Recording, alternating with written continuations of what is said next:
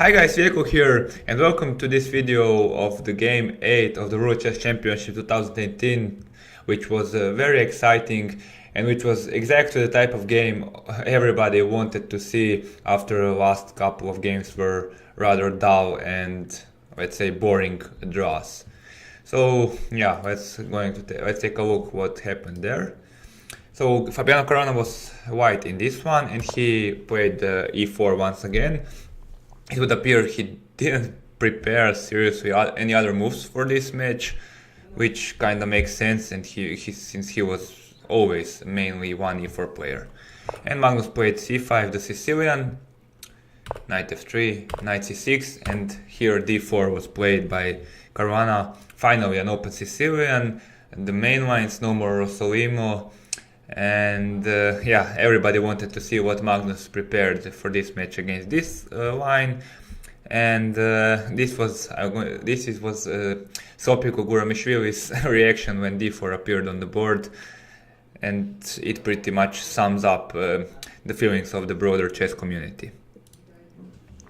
So okay, Magnus took on d4. Knight takes d4 and knight f6. So Carlsen decides to go for the Sveshnikov variation. He did play g6 against Caruana already. It was the game in the Sinquefield Cup 2014 that ended in a draw. But yeah, he went for accelerated dragon there. But okay, I guess knight f6 also didn't come as a huge surprise to Caruana, since Magnus also essayed this variation as well during his career. Knight c3, e5, knight db5, d6, and here Caruana was first to deviate from well-trodden paths. He played knight d5 here. By far most common move is bishop g5, and then after a6, knight a3, b5, knight d5, you get the main line of the Sveshnikov. It was played, for instance, against Carlsen against Giri, and yes, numerous other players played it. Kramnik played it in the 90s a lot. Gelfand played it throughout his career, and yeah, several other strong grandmasters. Okay, 95, it is less common, but actually it was played very recently by Vladimir Kramnik in the Olympiad against Miloš Roganović. And well, Kramnik is famous for going for critical and topical lines, and perhaps Caruana was inspired by him, or yeah, or maybe he had this idea in store before. So okay, so what's the idea of this move? After knight takes, ed takes. So white immediately gets this pawn on d5 and obtains some sort of queenside pawn majority. So already here white decides he will play on the queen side, while on the other hand black has to play on the king side.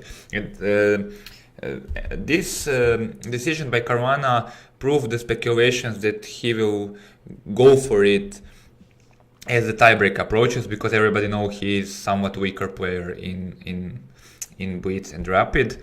So it makes sense from the competitive point of view that he is the one to risk a bit more.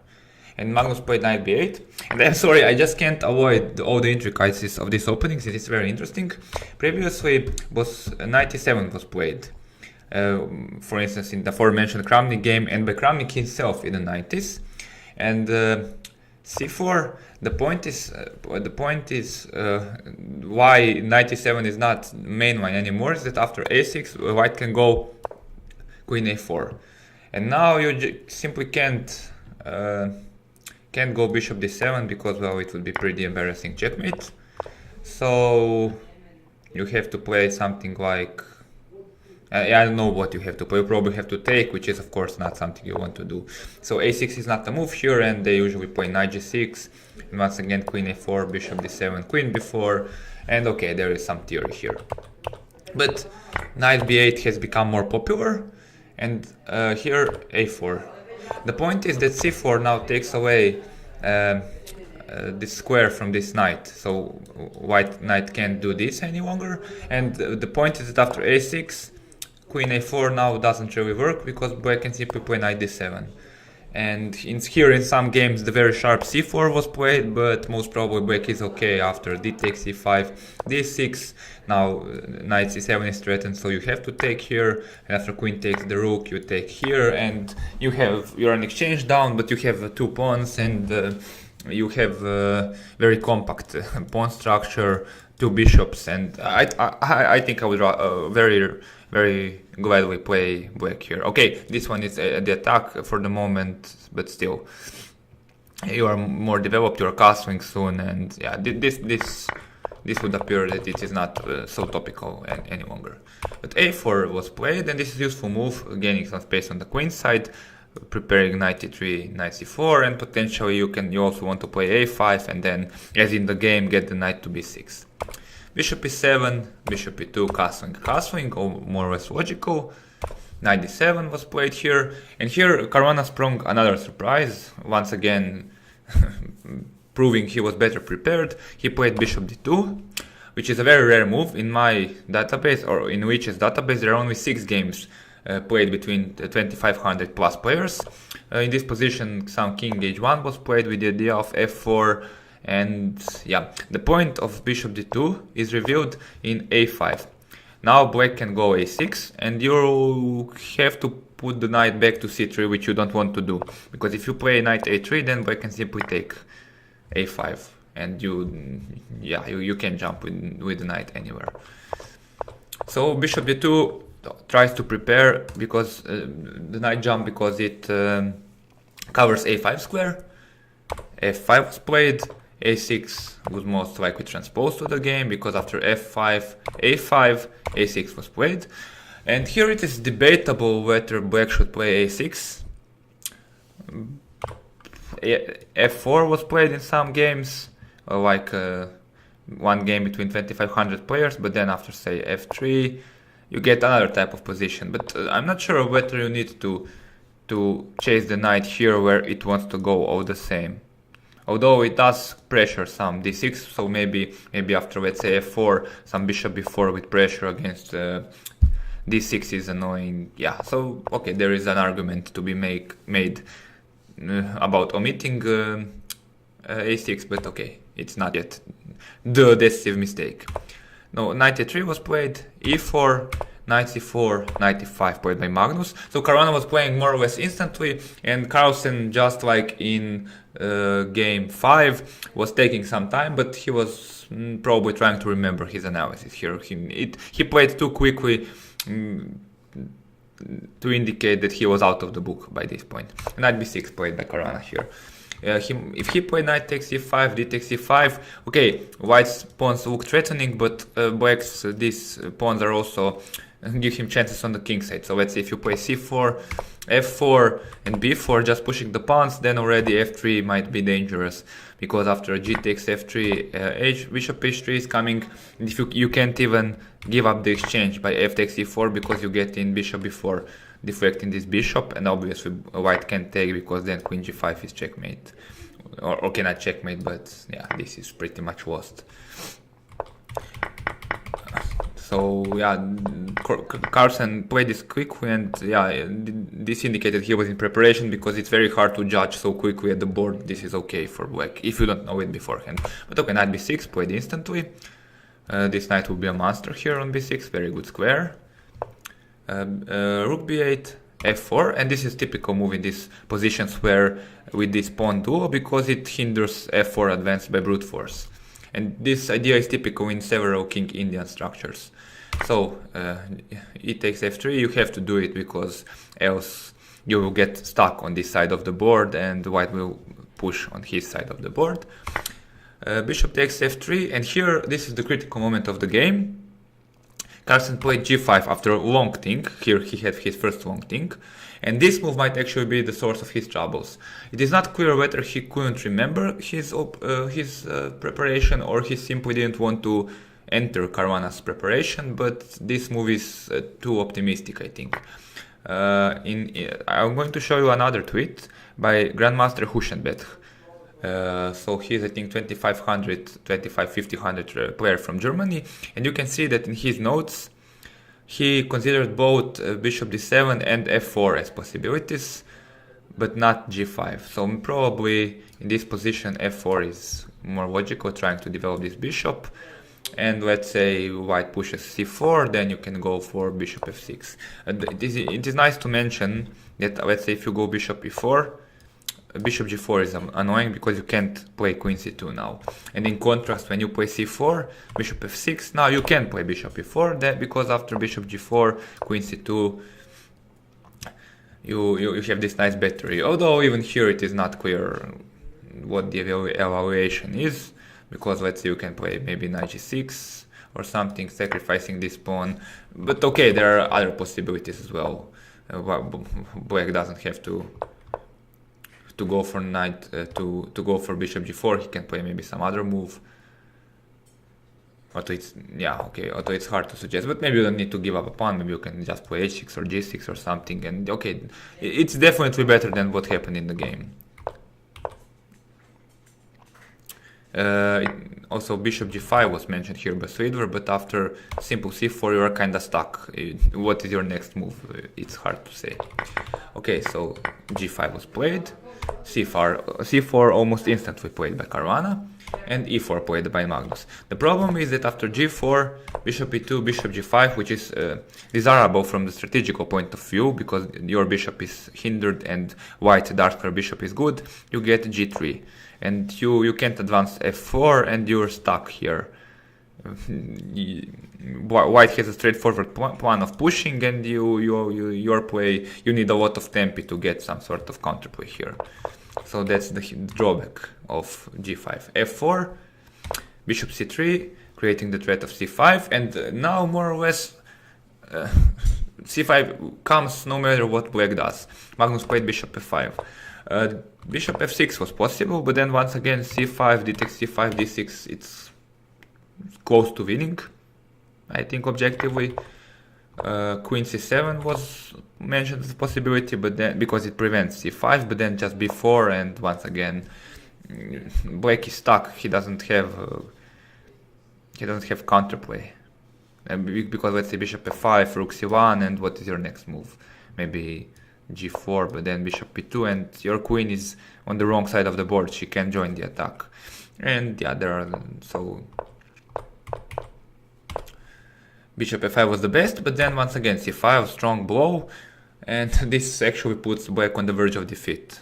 And that's the price you pay for one imprecise move in the Sicilian. That was g5.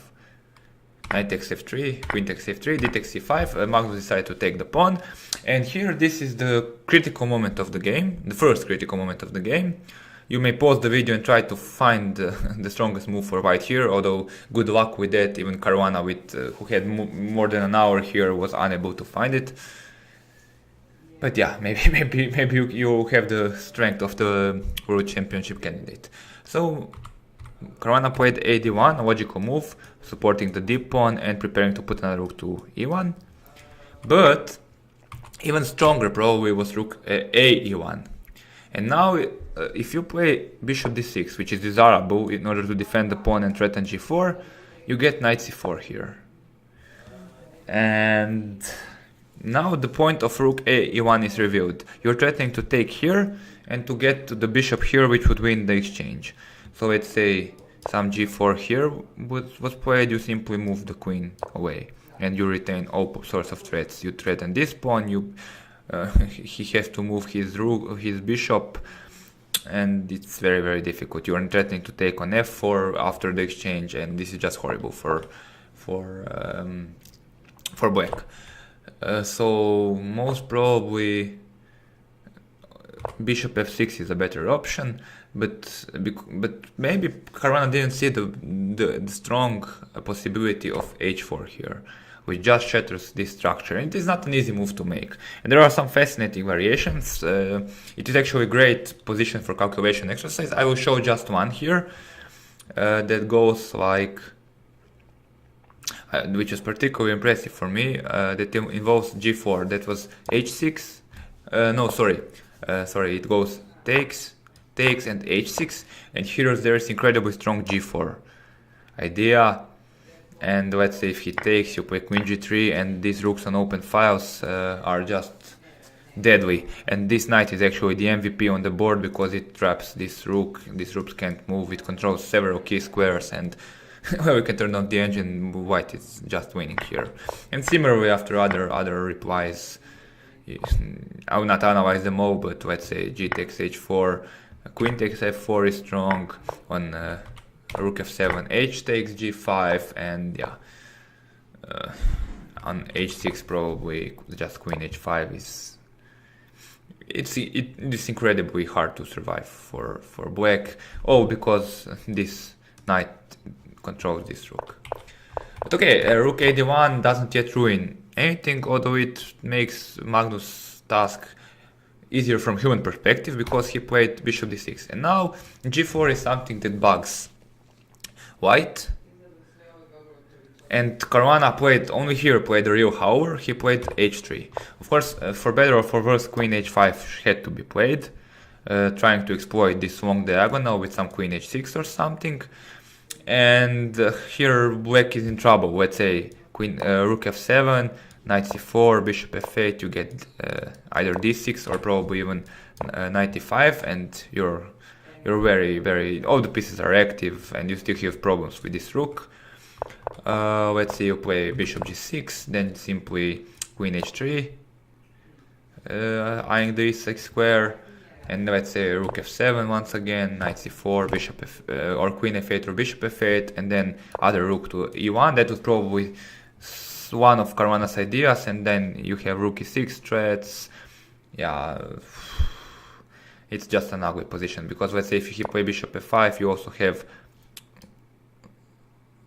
okay, you probably play queen h5, and now you threaten g5 pawn, and yeah, there are also sorts of tricks. You can, if you take here, it's very hard to defend. If you move, then always d6 will come, and you're in trouble, very serious trouble. Once again, this rook is not playing, and yeah, so probably best here is queen e8, and then playing this sort of endgame, something like this, where it will be a pawn down, but you know, opposite color bishops might prove some chances of salvation, although this pawn structure is also rather weak. This pawn is weak, and yeah, it will be very hard for black to defend here. But okay, Magnus dodged the bullet here. Caruana played h3, and after queen e8, it was played almost instantly by Magnus. He's suddenly alright because the queen will come to g6, and it will cover, queen h5 is prevented, g5 will be defended, and d6 will be defended from this active post. And white can never combine both queen h5 and knight c4. So knight c4 was played, but now queen g6, and suddenly queen g4 is very real threat, so takes, and obviously you don't have bishop e5 here, which you would have if one rook was on e1 and it would be winning, but now you can't. And now you have to play something active as white, actually, because black is up a pawn. So Caruana played h4, breaking up the structure, and Magnus took a good decision. He took on h4, because if you play g4, then this is not ideal, and if you play h6, then I don't know, you might encounter some troubles after once again queen h5 and you're proving this weakness. Or maybe just simple, let's say rook e1 or something. But okay, queen h5 is probably the best. Okay, g takes h4, queen takes f4, queen takes f4, rook takes f4. Obviously with the opposite colored bishops there are drawing tendencies, and especially after next black move, which was h5, played excellently by Magnus, because it prepares g4. The game quickly peters out to a draw. Rook e1 was tried. Obviously, if you take here bishop g4, and maybe even black can play for a win, although it's debatable. But maybe you can also play rook c4, bishop g4, rook e1, and then something like rook here, takes, and rook c8, exchanging rooks, and this is a draw, quite simply. But okay, even here after rook e1, bishop g4, rook f6, rook takes f6, bishop takes f6, king f7, bishop takes h4, rook e8, rook f1 check, king g8, not even allowing some b7, some checks on b7 in the future, post potentially. bishop, queen, rook f6, sorry, rook e2, rook g6 check, king f8, d6, rook d2, rook g5.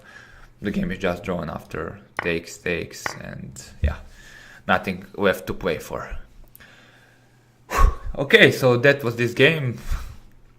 Once again, after games 1 and game 6, the first time one player got serious winning chances, although okay, this was far from winning. And actually somebody asked Caruana in the press conference afterwards whether he feels like he missed a penalty, and he said no. I mean, I got some chances, but yeah, it was far from penalty, especially when you considered these hard lines with some g4, h4 we considered earlier. And yeah, it's hard. It's easy to criticize Caruana with the engines on, but yeah, you try to find it with the clock ticking when you're playing a world championship match. So I don't think he should be reproached a lot for that. Maybe for h3, because it was not a very critical move, but for missing rook e1 instead of rook a d1, which Hikaru Nakamura criticized, I think that was not that bad of a move. Okay, so that's all for this video. Thank you guys for watching. If you liked it, feel free to watch some other our videos. We are linking 2 of them in the left hand. I've never learned that, sorry. So on the left you have 2 videos attached, our previous videos. If you don't like our analysis, you can also try watching our chess comedy videos. Some people told me they are quite decent. And yeah, see you. Tomorrow is a rest day, and see you some other time, most probably after game 9. Potentially even tomorrow if I find the time and will to make another video not directly related to the World Chess Championship. Okay, thank you for watching once again, and see you soon. Goodbye.